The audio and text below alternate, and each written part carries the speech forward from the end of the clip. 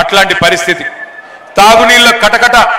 ఎండాకాలం వచ్చిందంటే పి జనార్దన్ రెడ్డి గారి నాయకత్వంలో, పిజేఆర్ గారి నాయకత్వంలో ప్రతి ఎండాకాలం అక్కడ మన హెచ్ఎండబ్ల్యూఎస్ జలమండలి కార్యాలయం ముంగట ధర్నాలు, ఖాళీ కుండలు, ఖాళీ బిందెలు, లొల్లి ఆగమాగం ఉంటుండే ఆనాటి పరిస్థితి.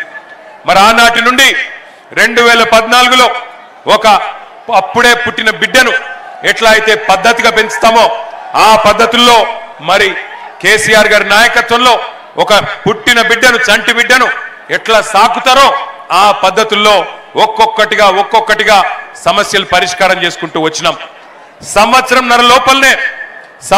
లోపలనే కరెంటు సమస్య శాశ్వతంగా తీర్చి 24 గంటలు రెప్పపాటు కరెంటు పోని పరిస్థితి తెచ్చింది కేసీఆర్ గారి నాయకత్వమా కాదా ఒక్కసారి గుర్తు తెచ్చుకోవాలని చెప్పి నేను కోరుతా ఉన్నా.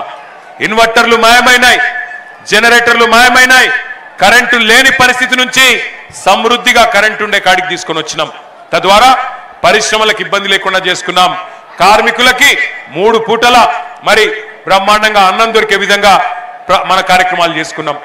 అట్లాగే కృష్ణా నదిని, గోదావరి నదిని 100 కిలోమీటర్ల దూరం నుండి మంచినీళ్ళని తీసుకొచ్చి మంచినీటి సమస్య దాదాపు 95-96% పూర్తి చేసుకున్నాం.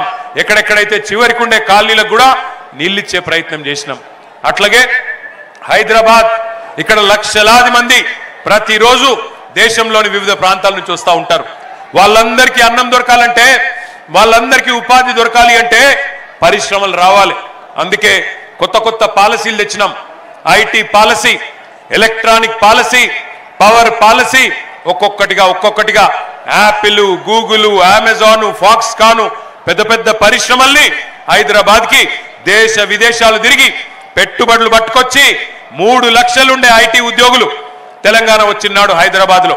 దాన్ని కేసీఆర్ గారి నాయకత్వంలో 10 లక్షలకు తీసుకొని పోయిన ఘనత మన ప్రభుత్వానికి, కేసీఆర్ గారి నాయకత్వానికి దక్కుతుంది. కేవలం ఐటీ ఉద్యోగాలు మాత్రమే కాదు, ఐటీ రంగం కలకల్లాడితే రియల్ ఎస్టేట్ పెరిగింది.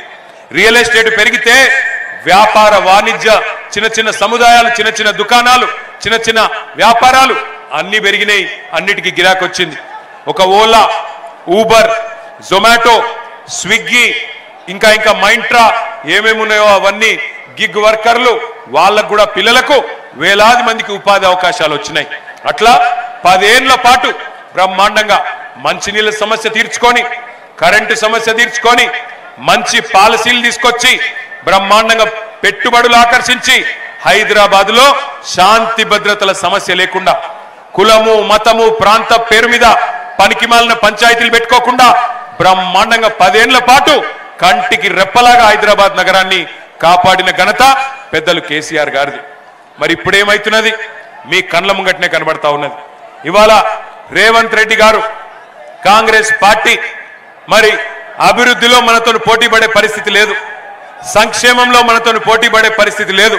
అందుకే మడిలో ఉండే రైతును మోసం చేసినారు, బడిలో ఉండే పిల్లల్ని మోసం చేసినారు, గుడిలో ఉండే పూజారుల్ని మోసం చేసినారు, మసీదులో ఉండే ఇమాము మౌజన్లను మోసం చేసినారు, చర్చిలో ఉండే బిషప్లు, ఫాదర్లు, పాస్టర్లు వాళ్ళని మోసం చేసినారు.